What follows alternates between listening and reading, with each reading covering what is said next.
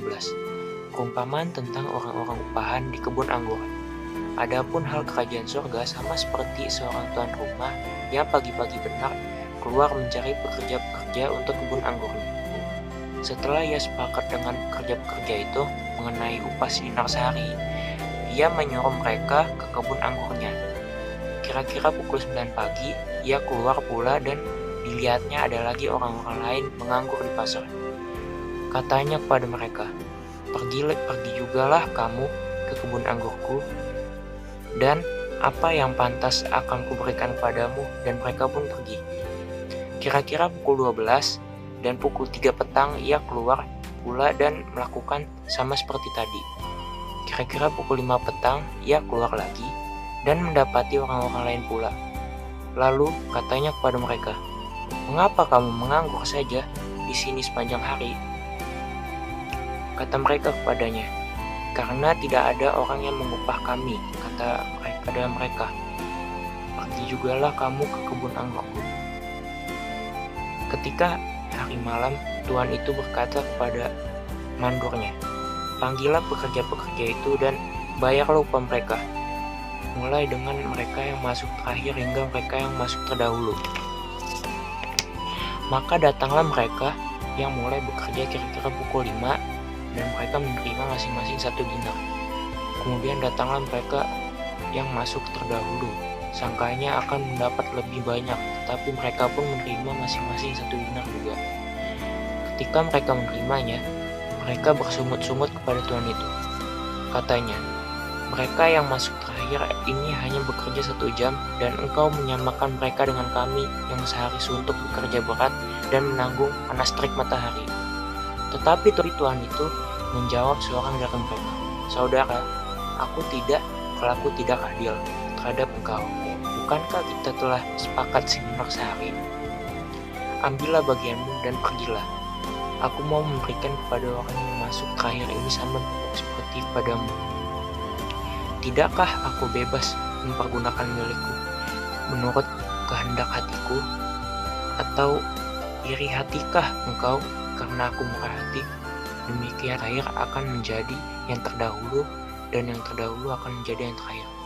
Shalom adik-adik AGNK, apa kabar kalian pada hari ini? Kakak dan seluruh kakak-kakak guru AGNK mendoakan keadaan kalian dalam keadaan baik, sehat, dan juga diberkati oleh Tuhan Yesus. Adik-adik, kakak mau ingatkan kalian di tengah-tengah virus COVID-19 yang masih ada ini, adik-adik, tetap jagalah jarak satu dengan yang lainnya, rajinlah mencuci tangan, kemudian pakailah masker, dan juga hindarilah kerumunan dengan banyak orang untuk hal-hal yang tidak perlu. Adik-adik, inilah bagian dari hidup kita yang saat ini harus kita lakukan. Di antara semuanya, kakak juga mendorong dan mengajak adik-adik untuk setialah membaca firman Tuhan, memuji Tuhan, dan selalulah berdoa senantiasa. Adik-adik, di tengah-tengah semua yang saat ini sedang terjadi, ingatlah apabila engkau membangun hubungan pribadimu dengan Tuhan dalam doa, membaca firman, ataupun juga menyembah, Allah pasti akan melawat kalian dan akan memberkati serta juga memberikan berkat-berkatnya. Adik-adik, ingatkah kalian akan cerita-cerita kebenaran firman Tuhan? Pada waktu Yesus usia 12 tahun, ia beserta kedua orang tuanya pergi ke rumah Tuhan di Yerusalem. Kemudian Yesus ketika dewasa, ia juga datang kepada Yohanes Pembaptis untuk dibaptis. Dan yang saat ini kita akan masuk ke dalam kebenaran firman Tuhan. Ketika Yesus selesai dibaptis oleh Yohanes Pembaptis, kemudian firman Tuhan mengatakan di dalam kitab Matius dan Lukas, ia dibawa oleh Roh Kudus ke padang gurun. Di sanalah Tuhan Yesus berpuasa 40 hari, 40 malam. Adik-adik, ia berpuasa dan berdoa. Roh Kudus membawa Yesus ke padang gurun untuk dicobai oleh iblis.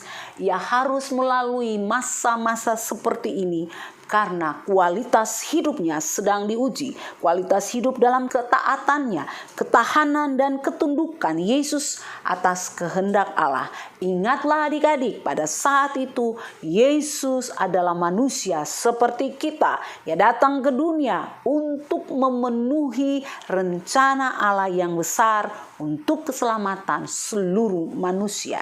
Adik-adik, 40 hari 40 malam Yesus berpuasa. Begitulah firman Tuhan mengatakannya.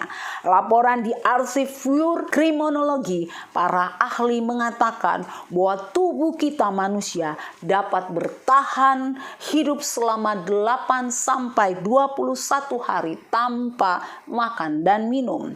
Tubuh manusia memerlukan cairan atau air yang memadai untuk dapat bertahan hingga 2 bulan guna bertahan hidup. 70% tubuh manusia terdiri dari cairan. Adik-adik, orang akan mungkin bertahan hidup dari kelaparan selama berminggu-minggu jika mengkonsumsi air dalam jumlah yang sehat, sebab tubuh memiliki sejumlah cadangan untuk menggantikan makanan daripada cairan. Adik-adik, Yesus bukan saja berpuasa, namun ia juga berdoa. Firman Tuhan mengatakan setelah 40 hari 40 malam, akhirnya laparlah Yesus karena tidak makan. Dan disitulah iblis atau penuduh datang dan mencobanya. Adik-adik, mari kita membuka firman Tuhan di dalam Matius 4 ayat 1 sampai 11. Pencobaan yang pertama kita bisa baca di dalam ayat 2 sampai 4. Iblis berkata kepadanya, "Jika engkau anak Allah, perintahkanlah supaya batu-batu ini menjadi roti." Tetapi Yesus menjawab, "Ada tertulis, manusia hidup bukan dari roti saja, tetapi dari setiap firman yang keluar dari mulut Allah." Adik-adik, iblis tahu Yesus belum makan selama 40 hari, lemah dan tak berdaya karena lapar. Iblis tahu tentang firman Tuhan yang mengatakan manusia hidup bukan dari roti saja, tetapi manusia hidup dari segala yang diucapkan Tuhan. Adik-adik bisa baca dalam Ulangan 8 ayat 3. Dan iblis menantang Yesus dengan mencobainya. Adik-adik, ingat, Yesus tahu benar akan kebenaran firman dan ia memegang teguh kebenaran firman itu. Artinya bukan roti atau makanan yang lainnya saja seperti nasi, sayur, daging, dan lain-lain yang kita konsumsi setiap hari yang menjadi santapan kita. Tetapi Tuhan Yesus juga mengatakan bahwa kita juga harus rajin membaca dan melakukan firman Tuhan. Bacalah firman Tuhan atau Alkitab selalu, taati adik-adik dan ikuti petunjuk dan renungkanlah kebenaran firman Tuhan itu. Adik-adik, jika firman itu menjadi yang utama dalam hidup kita, maka Matius 6 ayat 33 yang berbunyi, "Tetapi carilah dahulu kerajaan Allah dan kebenarannya, maka semuanya akan ditambahkan kepadamu, akan menjadi milik kita." Kalau firman Tuhan itu menjadi yang utama, maka roti akan menjadi dampak yang membawa hasil berupa berkat Tuhan. Adik-adik, sebaliknya, kalau roti atau berkat itu menjadi tujuan utama dalam hidup kita, maka firman dan kebenarannya akan menjadi pudar atau tidak bercahaya dalam kehidupan kita. Pencobaan yang kedua kita baca di dalam ayat 5 sampai 7. Kemudian iblis membawanya ke kota suci dan menempatkan dia di bumbungan bait Allah. Dan iblis berkata, Jika engkau anak Allah, jatuhkanlah dirimu ke bawah, sebab ada tertulis mengenai engkau, Ia akan memerintahkan malaikat-malaikatnya, dan mereka akan menatang atau menggendong atau mengangkat engkau di atas tangannya, supaya kakimu jangan terantuk kepada batu. Adik-adik, firman Tuhan ini ada di dalam Mazmur 91 ayat 11 sampai 12. Yesus berkata kepada iblis, ada tertulis, jangan engkau mencobai Tuhan Allahmu. Ulangan 6 ayat 16. Jawaban yang tegas dari Yesus, jangan engkau mencobai Tuhan Allahmu, disebabkan karena iblis tahu Yesus adalah Tuhan yang memiliki banyak malaikat yang siap diperintah untuk melakukan apapun dan dimanapun, kapanpun Yesus mau. Keadaan Yesus pada saat itu, tubuhnya letih dan lemah akibat lapar. Dan kita masuk di dalam pencobaan yang ketiga, ayat 8 sampai 10. Dan iblis juga berkata, dan iblis membawa Yesus ke atas gunung yang tinggi dan memperlihatkan kepadanya semua kerajaan dunia dengan kemegahannya, dan berkata kepadanya, semua ini akan kuberikan kepadamu jika engkau sujud menyembah aku. Adik-adik, kemudian Tuhan Yesus berkata, enyahlah iblis, sebab ada tertulis, engkau harus menyembah Tuhan Allahmu dan hanya kepada Dia sajalah engkau berbakti. Yesus dengan tegas mengalahkan semua perkataan iblis dengan kebenaran firman Tuhan yang disengaja dipakai oleh iblis juga untuk menjatuhkan Yesus yang ketiga kalinya. Adik-adik, ingatlah kebenaran firman Tuhan. Kita harus sujud dan menyembah hanya kepada Tuhan Yesus sebagai Tuhan dan Juru Selamat kita. Tolak semua yang lain yang mengajak engkau sujud dan menyembah kepada mereka. Ingat kebenaran firman Tuhan ini. Dan mari kita ikuti cerita firman Tuhan ini.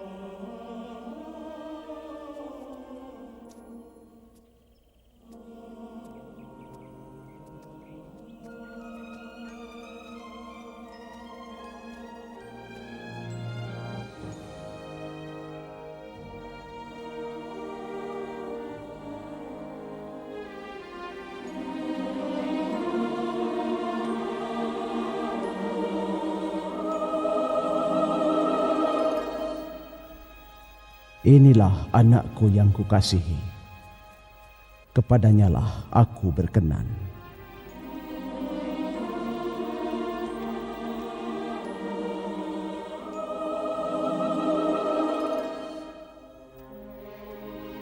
Lalu Yesus dipimpin Roh Kudus ke alam liar, di mana ia meminta kebijaksanaan dari Allah melalui puasa.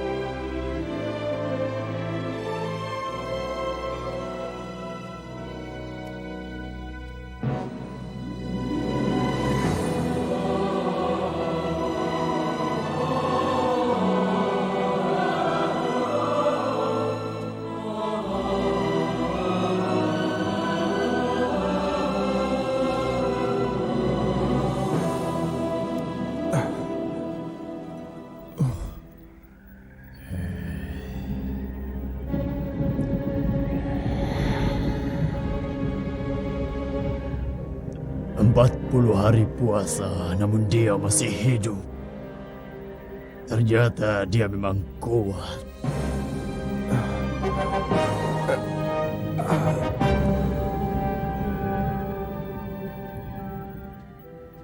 Kau butuh bantuan. Tidak, Tapi kau akan mati sebentar lagi. aku tidak akan mati sebelum aku melaksanakan apa yang diinginkan Bapakku, Bapamu? Tuhan Allah.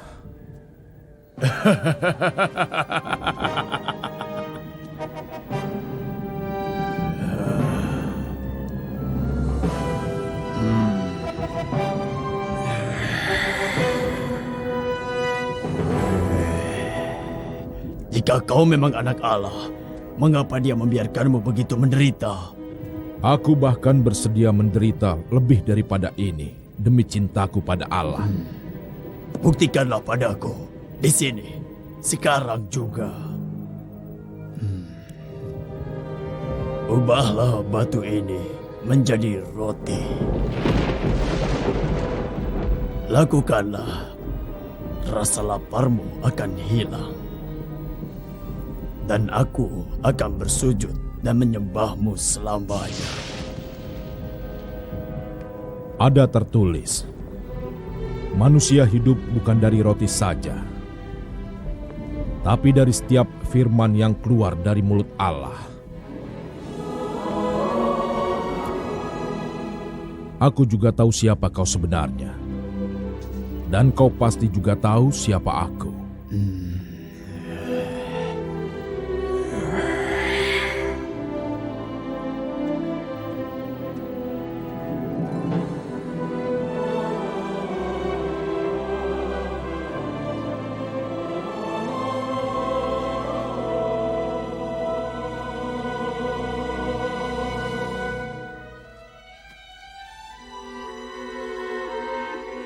Yerusalem. Oh, Yerusalem.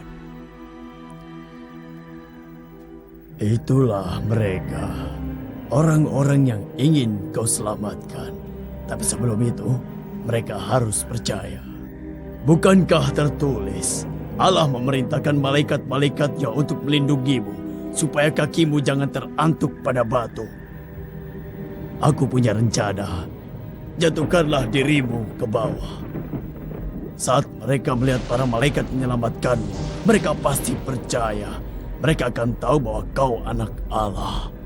Kau mengatakan bahwa firman menulis kalau aku akan diselamatkan. Benar. Apa juga tertulis, janganlah engkau mencobai Tuhan Allahmu.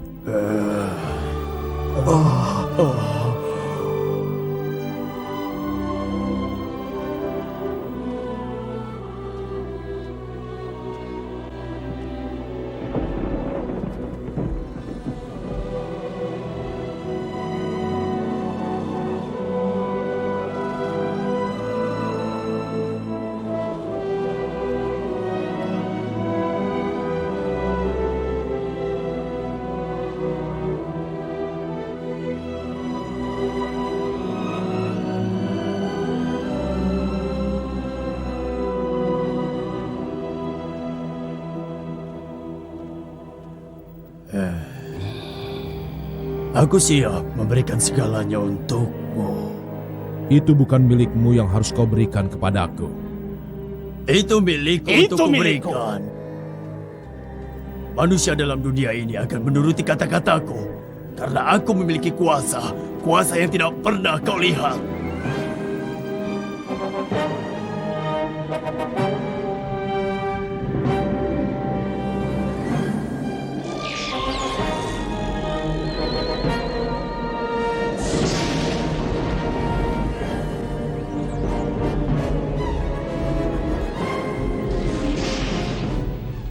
kebun anggur dan bunga.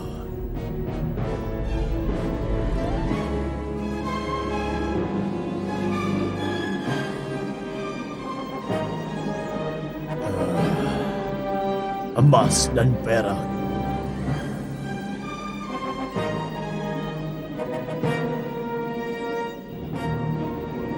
Istana, tahta, mahkota, lahan luas, hewan gembala,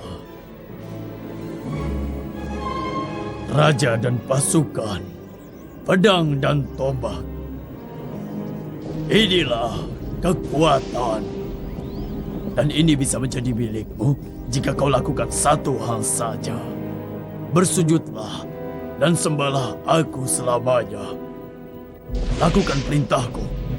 Bersujud dan sembah aku, Tuhan dunia ini. Iblis laknat, pergilah kau dari tempat ini. Sebab ada tertulis, engkau harus menyembah Tuhan Allahmu, dan hanya kepada Dia sajalah engkau harus berbakti.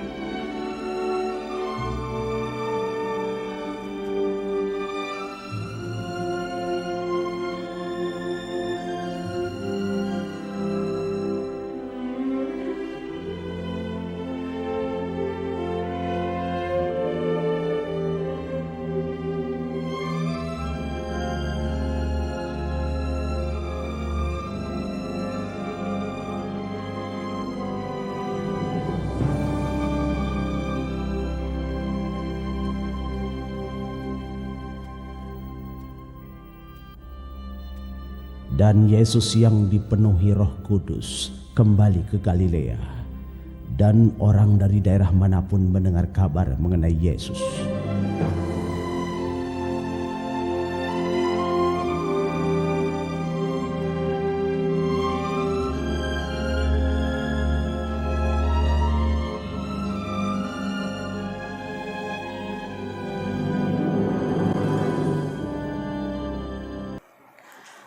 Adik-adik, Yesus dicobai oleh iblis. Pertama tentang keinginan daging, kedua tentang keangkuhan hidup, dan yang ketiga adalah keinginan mata. Ingatlah, iblis menyerang kita bukan dari sesuatu yang kita benci atau tidak suka, tetapi apa yang kita cintai atau kita suka. Adik-adik, ingatlah, sesuatu yang berlebihan, dikasihi atau dicintai, pasti iblis akan menyerang di situ.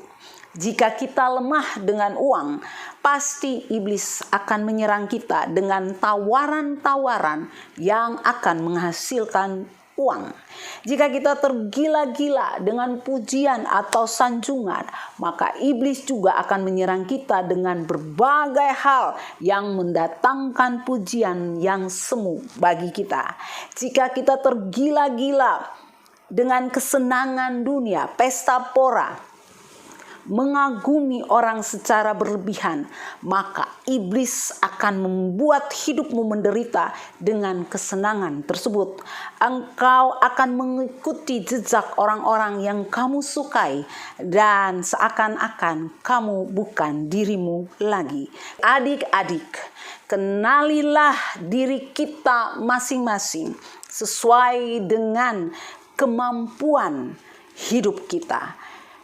Yesus menang telak dan mutlak terhadap iblis. Dan firman Tuhan mengatakan, lalu iblis meninggalkan Yesus. Lihatlah, malaikat-malaikatnya datang melayani dia. Yesus membuktikan bahwa dalam rupa dan keberadaannya sebagai manusia, ia sanggup mengatasi pencobaan. Ia tahu dan merasakan pencobaan yang ada dalam dunia ini atas hidup kita manusia, karena ia sendiri telah dicobai oleh iblis dan menang atas pencobaan ini. Adik-adik, ingatlah, apapun pencobaan yang kita alami adalah pencobaan yang biasa, yang tidak melebihi kekuatan manusia, sebab Allah setia, dan karena itu Ia tidak akan membiarkan kamu dicobai melampaui kekuatanmu. Pada waktu kamu dicobai, Ia akan memberikan kepadamu jalan keluar sehingga kamu dapat menanggungnya. 1 Korintus 10 ayat 13. Adik-adik, ingatlah, Tuhan Yesus telah mengalaminya. Ia setia dan akan menolong kita apabila kita sungguh-sungguh hidup mentaati dan melakukan perintah-perintah kebenaran-kebenaran dalam firman Tuhan. Mari kita menang bersama Tuhan. Serahkanlah hidupmu sungguh-sungguh kepadanya, maka Ia akan memelihara kamu, maka Ia akan memberkati hidupmu. Adik-adik, tidak ada yang dapat membuat kita terpisah dari kasih Kristus apabila engkau dan kakak sungguh-sungguh hidup dalam takut akan Tuhan. Dan marilah kita berdoa, kita meminta pertolongan Tuhan sehingga hidup kita dapat terus berjalan dan mentaati dan melakukan kebenaran-kebenaran firman Tuhan. Mari kita berdoa. Tuhan Yesus, terima kasih karena kebenaran-kebenaran firman yang ada, yang kami baca, sungguh sangat menguatkan kami. Engkau telah melewati pencobaan di padang gurun dan firman Tuhan mengatakan bahwa Engkau menang. Bapa, terima kasih karena kami punya Tuhan yang dahsyat dan ajaib. Terima kasih karena kemenangan itu membawa dampak yang besar bagi kehidupan kami dalam mengikuti Engkau. Tuhan, tolonglah kami saat ini apabila pada saat ini di antara kami ada yang terikat dengan pencobaan-pencobaan yang terjadi di dalam hidupnya. Di dalam nama Yesus, pencobaan-pencobaan keinginan mata, keinginan daging maupun Tuhan, keinginan-keinginan untuk menjadi sesuatu yang tidak sesuai dengan kehendak Tuhan. Mari Roh Kudus, kami minta pertolongan dari Tuhan. Lepaskanlah kami daripada yang jahat. Tuhan, tolong kami supaya kami bisa menang atas pencobaan-pencobaan ini. Tuhan, Engkau masuk dalam hati kami dan Roh Kudus tuntun kami untuk dapat melewati dan menang atas pencobaan-pencobaan dan tawaran-tawaran dari dunia ini. Kami minta pertolongan daripadamu ya Tuhan, sehingga kami dapat menang atas semuanya. Terima kasih Tuhan, berkatilah kami, berkati orang tua kami, apapun yang dilakukan dalam pekerjaan setiap hari ataupun saat ini, kiranya tangan murah Allah akan memberkatinya sehingga kami hidup di dalam anugerah Tuhan. Terima kasih Tuhan, yang sakit Engkau sembuhkan, yang susah sedih Engkau hiburkan, dan berikanlah kepada kami sukacita surga dan juga ya Tuhan pengharapan-pengharapan di dalam Engkau tidak akan mengecewakan kami. Dalam nama Yesus kami sudah berdoa. Haleluya. Amin. Adik-adik, masih ingatkah kalian ayat hafalan minggu lalu? Mari kita ikuti. Ayat hafalan minggu ini adalah Filipi 3 ayat 14. Dan berlarilah kepada tujuan untuk memperoleh hadiah, yaitu panggilan surgawi dari Allah dalam Yesus Kristus.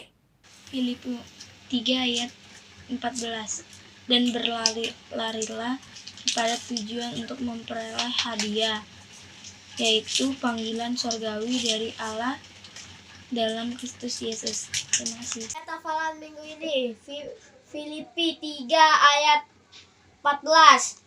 Dan berlari-lari kepada tujuan untuk memperoleh hadiah, yaitu panggilan sorgawi dari Allah dalam Kristus Yesus. Terima kasih. Dan ayat hafalan minggu ini, mari kita ikuti juga. Halo adik-adik, selamat hari Minggu. Ayat hafalan untuk minggu ini adalah Mazmur 9 ayat 10 sampai 11. Demikianlah Tuhan adalah tempat perlindungan bagi orang yang terinjak, tempat perlindungan pada waktu kesesakan. Orang yang mengenal namamu percaya kepadamu, sebab tidak kau tinggalkan orang yang mencari Engkau ya Tuhan. Hafalkan ya adik-adik. Dan mari kita ikuti jawaban kuis yang akan dibawakan oleh teman kalian. Pertanyaan kuis minggu ini adalah yang pertama. Di sungai manakah Yesus dibaptis? Jawab, di sungai Yordan. 2. Mengapa Yohanes sempat menolak untuk membaptis Yesus? Jawab, karena ia tidak layak untuk membaptis Yesus. Dan ia mengatakan bahwa Yesuslah yang seharusnya membaptis Yohanes. 3. Apa yang terjadi setelah Yesus dibaptis? Jawab, Roh Kudus turun dalam bentuk merpati, terbuka langit, terdengar suara yang mengatakan, inilah anakku yang kukasihi, kepadanyalah aku berkenan. Markus 1 ayat 11. Terima kasih.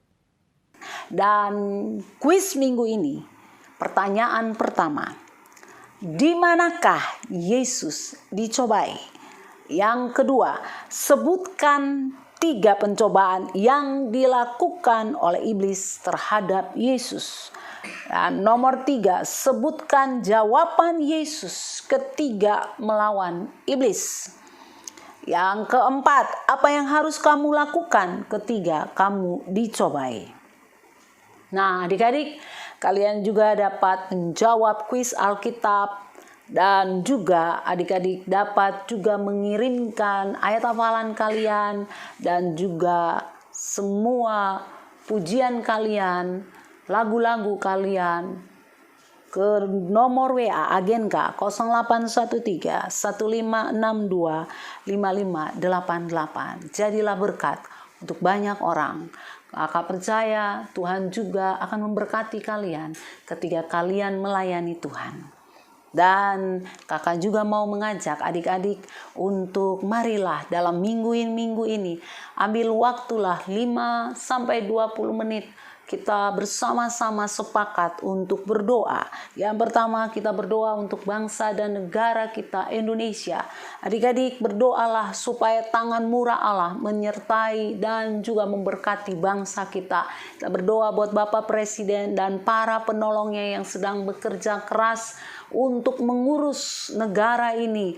Adik-adik perekonomian, ada banyak orang yang sudah di PHK, ada orang yang sangat-sangat menderita pada saat-saat seperti ini. Kita berdoa supaya mereka juga diberkati untuk mendapatkan pekerjaan. Kita juga berdoa buat TNI dan Polri sehingga mereka juga diberi kekuatan, hikmat, akal budi untuk menjaga keamanan dalam negara ini. Yang kedua, kita juga berdoa supaya virus corona ini akan cepat berlalu dari dunia dan juga dari Indonesia. Adik-adik kita terus berdoa, percayalah Tuhan akan menolong, menyembuhkan dan memulihkan. Kita berdoa supaya para medis, para dokter, suster, dan semua yang bertugas di rumah sakit yang sedang merawat orang-orang sakit karena COVID atau penyakit lainnya akan dipelihara oleh Tuhan, diberikan kesehatan sehingga orang-orang yang dirawat itu akan sembuh. Dan yang ketiga, jangan lupa untuk berdoa buat gereja-gereja Tuhan. Berdoalah kepada hamba-hamba Tuhan yang sakit disembuhkan. Berdoalah supaya gereja-gereja Tuhan diberkati. Berdoalah supaya jemaat akan setia berbakti, dan mereka juga akan diberkati oleh Tuhan. Semua permasalahan akan ditolong oleh Tuhan. Adik-adik, mari kita tetap sepakat berdoa, karena ketika kita berdoa, Tuhan pasti mendengar dan menjawab doa kita.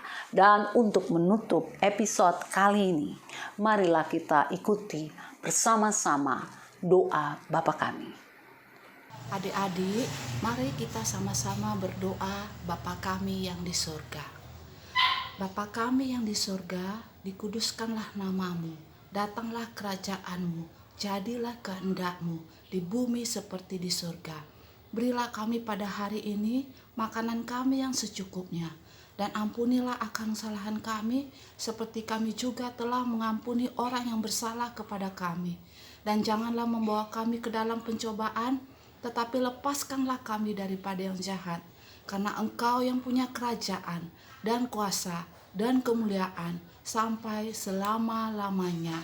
Amin. Terima kasih. Tuhan memberkati. Sampai bertemu di episode berikutnya. Amin.